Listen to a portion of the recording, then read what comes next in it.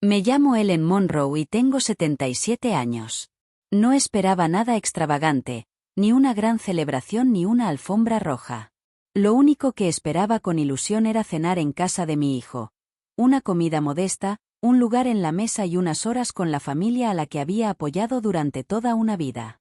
Acababa de terminar de alisar el vestido azul marino que reservaba para ocasiones importantes. No era elegante ni caro, solo limpio y apropiado. El tipo de vestido que mi nuera, Vanessa, no criticaría abiertamente. Miré el reloj. Eran apenas pasadas las 6 de la tarde.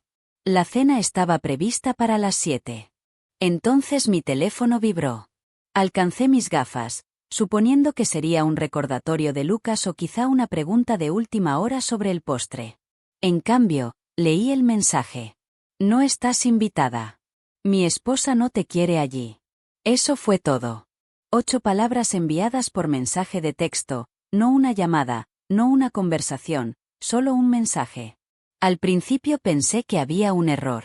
Tal vez era para otra persona. Incluso llegué a preguntarme si el teléfono de Lucas había sido hackeado. Pero el número era el suyo. Y el tono era inconfundiblemente suyo. Me dejé caer en una silla, con el teléfono aún en la mano. Mi corazón no se rompió de golpe, se fue deshaciendo lentamente. Los recuerdos acudieron en avalancha. Lucas de niño, aferrándose con fuerza a mi mano en su primer día de escuela. Lucas a los 12 años, llorando cuando murió su perro. Lucas presentándome orgulloso a Vanessa, con la emoción reflejada en el rostro. Y ahora Lucas, un hombre adulto, me decía que no era bienvenida. Me quedé mirando la pared, completamente quieta, sin llorar, sin reaccionar, solo en silencio. Ese fue el momento en que algo dentro de mí cambió. Después de tantos años y de tanto dar, por fin consideré que quizá era hora de dejar de presentarme para personas que claramente no me querían allí. La casa se sentía extrañamente silenciosa. Me levanté y caminé hasta el escritorio secretario, un mueble antiguo que había sido de mi madre. Abrí el cajón donde guardaba mis registros financieros. Cada carpeta estaba rotulada. Cada recibo, ordenado. Saqué la carpeta más gruesa. Tenía el nombre de mi hijo. Dentro había una vida entera de apoyo. Había un cheque de $20,000 para ayudarlo a iniciar un negocio, uno que fracasó en menos de un año. Recibos de matrícula de cuando Vanessa volvió a estudiar para obtener su licencia inmobiliaria. Transferencias para reparaciones del techo. Dinero para la entrada de su nueva casa. La remodelación de la cocina que Vanessa insistió en que necesitaban. Cada documento contaba una historia, no de generosidad, sino de expectativa. Mi dinero había sido su red de seguridad. Mi nombre había sostenido silenciosamente cada parte de esa casa. 6 meses antes, Lucas me había llamado para decirme que habían encontrado la casa perfecta. Una hermosa vivienda adosada con vista al río, en un nuevo y exclusivo desarrollo. Dijo que sería un lugar para toda la familia. Me dijo que tendría mi propio rincón allí. Ese rincón, al parecer, no incluía un asiento en la mesa. Miré el folleto que aún estaba sobre la mesa de mi cocina. Yo había aportado $120,000 para la entrada. No fue un préstamo ni una inversión. Fue un regalo, mi manera de decir que estaba ahí y que me importaban. Ahora sentía como si hubiera pagado para salir de sus vidas. Me recosté y me hice en silencio la pregunta que había evitado durante años. ¿Era esto amor, o siempre había sido una transacción? Por primera vez, no corrí a defenderlos. No justifiqué su comportamiento. Simplemente me senté con la verdad. Había pasado una vida entera dando, y ellos se habían acostumbrado. No dormí esa noche. El mensaje se repetía en mi mente una y otra vez. No estás invitada. Mi esposa no te quiere allí. Por la mañana, supe lo que tenía que hacer. Me preparé una taza fuerte de té, me senté en la mesa de la cocina y miré el montón de papeles que había sacado del cajón. Luego tomé el teléfono y llamé al banco. La mujer que respondió me saludó y preguntó cómo podía ayudarme. Dije claramente mi nombre y le indiqué que necesitaba suspender de inmediato todos los pagos automáticos vinculados a mis cuentas. Hizo una pausa y preguntó si de verdad me refería a todos los pagos. Le dije que sí, sin excepción. También le dije que necesitaba revocar el poder notarial que le había otorgado a mi hijo. La escuché teclear mientras explicaba que se trataba de un cambio importante y que se requeriría mi firma, pero que podía iniciar la suspensión de inmediato. Le pedí que comenzara en ese mismo momento. El silencio que siguió no fue incómodo. Se sintió firme y sólido. Había apoyado a mi hijo, a su esposa, su estilo de vida, sus metas y sus responsabilidades durante más de 2 décadas. Esa mañana recordé lo que solía decir mi difunto esposo, Arthur. Siempre me recordaba que amara profundamente, pero que nunca permitiera que me pisotearan. Cuando la mujer confirmó que se habían detenido los 174 pagos automáticos, le di las gracias, colgué y respiré hondo. No me había dado cuenta de lo pesada que había sido la carga. Años de pequeños sacrificios, de desdén silencioso y de fiestas pasadas sola mientras seguía pagando sus cuentas se habían acumulado. Esa mañana hice más que detener pagos. Recuperé espacio en mi propia vida. Cuando mi teléfono volvió a vibrar y apareció el nombre de Lucas, no contesté. En su lugar, escribí un breve mensaje y lo miré durante un largo momento. Ya era hora de que él cubriera sus propios gastos. Luego apagué el teléfono y entré en un nuevo capítulo. Cuando Lucas llegó a mi puerta, la tetera ya estaba calentándose en la estufa. No llamó con suavidad. Tocó el timbre con brusquedad, el sonido de alguien que no venía a conversar, sino a controlar. Abrí la puerta y entró sin esperar invitación. Preguntó qué estaba pasando, con una preocupación en los ojos que apenas ocultaba su irritación. Enumeró los problemas con rapidez. El pago de la hipoteca había fallado. El pago del coche de Maurice no se había procesado. El banco había llamado por autorizaciones suspendidas. Me preguntó si había cancelado todo. Le confirmé que sí. Le dije que era todo, cada una de las 174 transacciones. Se dejó caer en una silla, atónito. Exigió saber por qué. Me mantuve tranquila y le expliqué que me había excluido de su casa, una casa que yo había ayudado a pagar. Había enviado un mensaje culpando a su esposa y no había hecho ningún esfuerzo por defenderme. Intentó explicarse, diciendo que había sido un error y que Vanessa estaba alterada. Le pregunté si el error había sido enviar el mensaje o asumir que no habría consecuencias. Desvió la mirada. Serví 2 tazas de té y coloqué una frente a él, aunque nunca la tomó. Finalmente habló de obligaciones, préstamos, matrículas y la casa, recordándome que yo siempre había sido la que ayudaba. Estuve de acuerdo, pero le expliqué que, con el tiempo, esa ayuda dejó de ser apreciada y se convirtió en algo que ya ni siquiera notaban. Lucas abrió la boca para responder, pero levanté la mano para detenerlo. Le pedí que nombrara una sola cosa que hubiera hecho alguna vez por mí, algo que hiciera porque quería, no porque se sintiera obligado. Le pedí una sola cosa que no implicara que él necesitara algo de mí. Mi voz era calmada, firme. No dijo nada. Se quedó sentado en silencio. Y en ese silencio, tuve mi respuesta. 2 días después, Ethan llegó a mi puerta. Se veía descuidado, la camisa arrugada, ojeras marcadas bajo los ojos, cargando la energía nerviosa de alguien que nunca había enfrentado consecuencias reales. Lo dejé entrar sin mucha conversación. Se dejó caer en el sofá y se frotó las manos antes de decirme que necesitaba ayuda. Explicó que le habían bloqueado la tarjeta de crédito, que no podía pagar el alquiler, que el pago del coche estaba atrasado y que estaba en problemas. Me senté frente a él, tranquila y serena, y le pregunté cuánto debía. Dudó antes de decir que eran unos $7,000. Le pregunté en qué los había gastado. Se encogió de hombros y evitó mirarme, mencionando un teléfono nuevo, un viaje con amigos y algunas fiestas. Asentí despacio y le recordé que llevaba 2 años trabajando en la compañía de seguros. Le pregunté por qué no había aprendido a manejar su dinero. Parecía un niño al que están corrigiendo, no un hombre de 23 años. Admitió que siempre había asumido que podía pedir ayuda a sus padres o a mí. Le dije que ese era exactamente el problema. Todos se habían acostumbrado a creer que yo siempre estaría allí para arreglar las cosas. Le dije con claridad que no era su plan de respaldo y que no era su banco. Se inclinó hacia adelante, con la desesperación colándose en su voz, y me pidió que lo ayudara solo esta vez, prometiendo que me devolvería el dinero. Me negué, con firmeza. Luego le dije que, en cambio, le ofrecería otra cosa. Me miró confundido, así que le expliqué que mi abogado, el señor Collins, estaba buscando un asistente a tiempo parcial para atender teléfonos.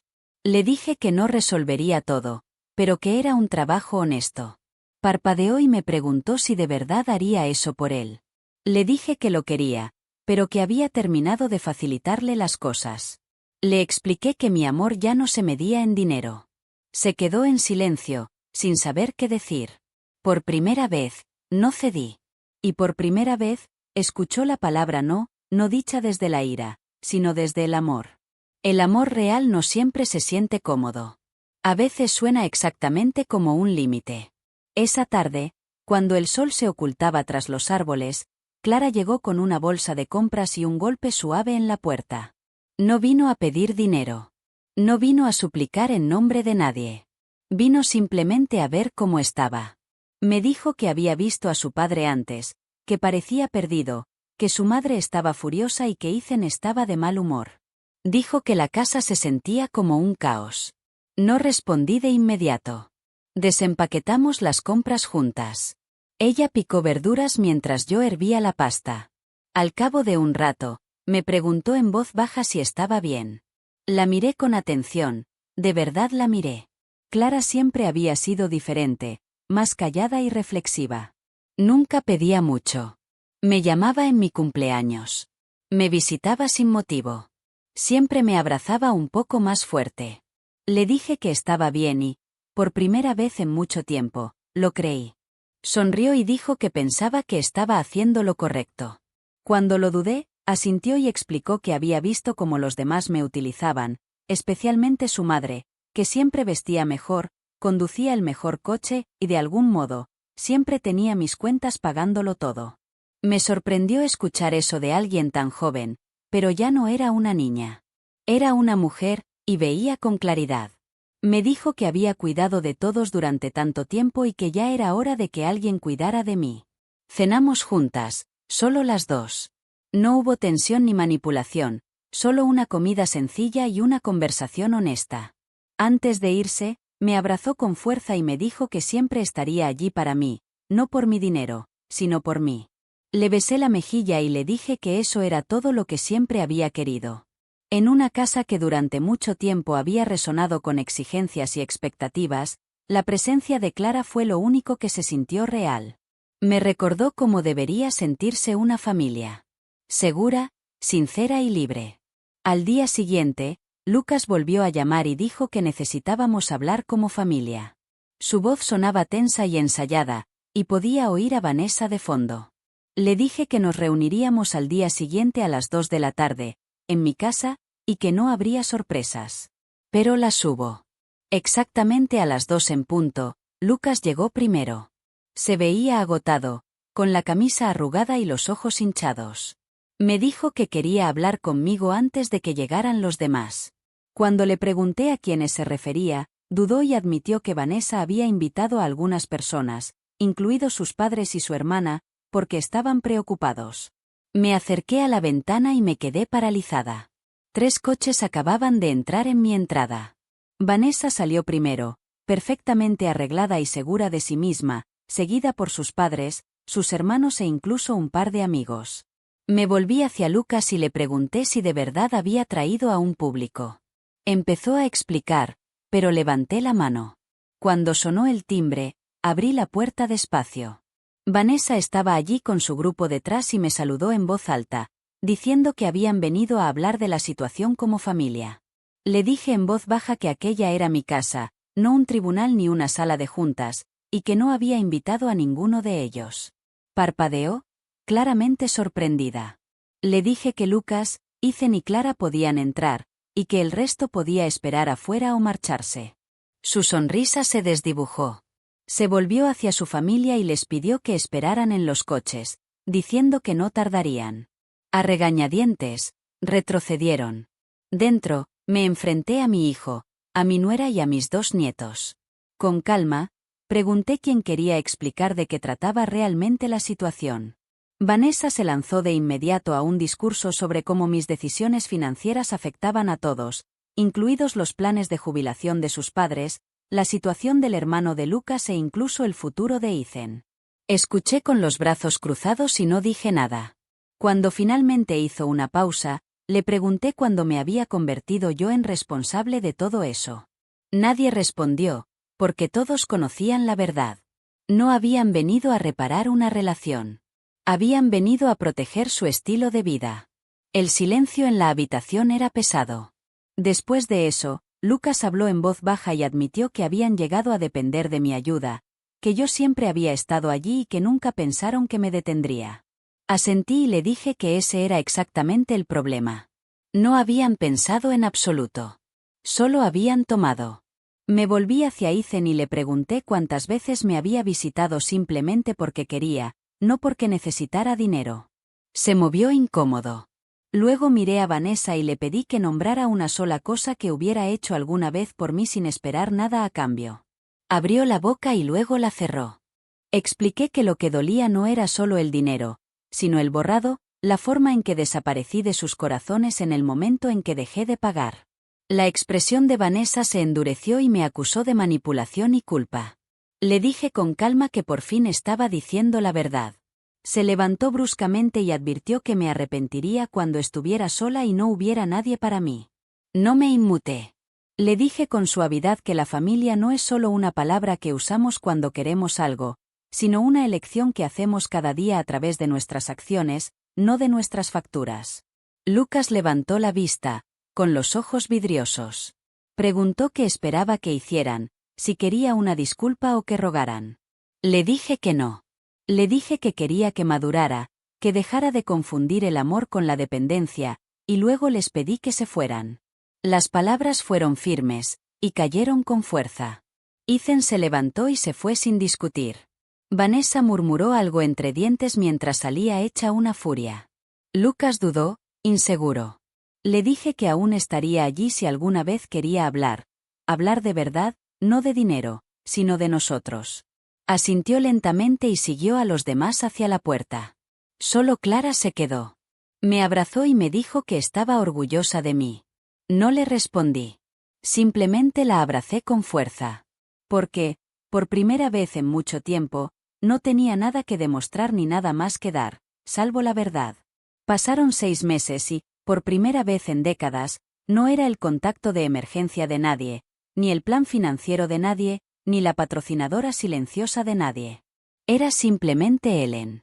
Pasaba las mañanas tranquilas en el porche, tomando café y leyendo libros que había dejado de lado durante años. Daba paseos por el parque donde Arthur y yo solíamos caminar juntos. Incluso me inscribí en una clase de arte en el centro comunitario, algo que siempre había querido hacer pero que nunca me había permitido priorizar. Clara me visitaba a menudo. Nunca pedía nada. Venía a hablar, a reír y a compartir su vida conmigo. Se convirtió en mi único vínculo con la familia, y eso era suficiente. En cuanto a Lucas y Vanessa, sus llamadas fueron desapareciendo poco a poco. Tras algunos intentos más, algunos con disculpas y otros con exigencias, se detuvieron por completo. Más tarde, Clara me contó que vendieron la casa y se mudaron a un apartamento más pequeño. Vanessa asumió más trabajo. Lucas finalmente aprendió a manejar un presupuesto. Y Ethan, para mi sorpresa, aceptó el trabajo con el señor Collins. Me lo encontré una vez en el supermercado. Se veía cansado, pero diferente, más estable, más centrado. Intercambiamos un saludo discreto. Fue suficiente. En cuanto a mí, viajé a Italia. Siempre había sido el sueño de Arthur, uno que pospusimos durante demasiado tiempo. Clara insistió en que fuera. Me dijo que lo hiciera por mí, solo una vez. Y así lo hice. Ahora estoy sentada en una terraza en la Toscana, observando cómo el sol se pone sobre los viñedos ondulantes. Mi amiga de toda la vida, Margaret, ríe a mi lado mientras escribe en su diario de viaje. Me dice que me veo más ligera. Le digo que lo estoy, porque por fin dejé atrás el peso de las expectativas de los demás. Al hacerlo, Encontré lo único que siempre había deseado. Paz. No la ausencia de ruido, sino la presencia de mí misma. La fuerza silenciosa de alguien que ya no necesita ser necesitado para sentirse completo. Esa tarde, mientras el crepúsculo pintaba el cielo toscano de tonos dorados y violetas, mi teléfono vibró. El nombre de Lucas apareció en la pantalla. 6 meses antes, habría contestado antes del segundo timbrazo, ya preparándome para arreglar el problema que me esperara al otro lado. Esta vez, solo miré la pantalla y dejé que se oscureciera. No necesitaba otra promesa. No necesitaba volver a un ciclo del que por fin había salido. En su lugar, levanté mi copa de vino hacia el horizonte y pensé en la versión de mí que siempre quedaba en último lugar, que permanecía callada en mesas donde no era bienvenida, que sonreía en cumpleaños solitarios, que pagaba cuentas con las manos temblorosas y lo llamaba amor. Esa mujer ya no estaba. En su lugar había una mujer que había aprendido que la libertad no viene de aferrarse a las personas, sino de soltar la necesidad de permiso. No le debo a nadie una explicación por elegir la paz. No le debo a nadie mis ahorros, mi tiempo ni mi lugar en una mesa donde nunca fui realmente bienvenida. Lo que me debo, a esta altura de mi vida, es honestidad conmigo misma. Más tarde esa noche, Clara me envió una foto de su nuevo apartamento y un mensaje sencillo, diciéndome que no podía esperar a que fuera a visitarla y que había preparado una habitación solo para mí, siempre. Sonreí, porque a veces el legado que dejamos no es el dinero que dimos ni la casa que ayudamos a construir. Es la verdad que finalmente dijimos y el límite que fuimos lo bastante valientes para trazar. Si esta historia llegó hasta ti, compártela, porque alguien ahí fuera necesita escucharla. Nunca es demasiado tarde para recuperar tu poder.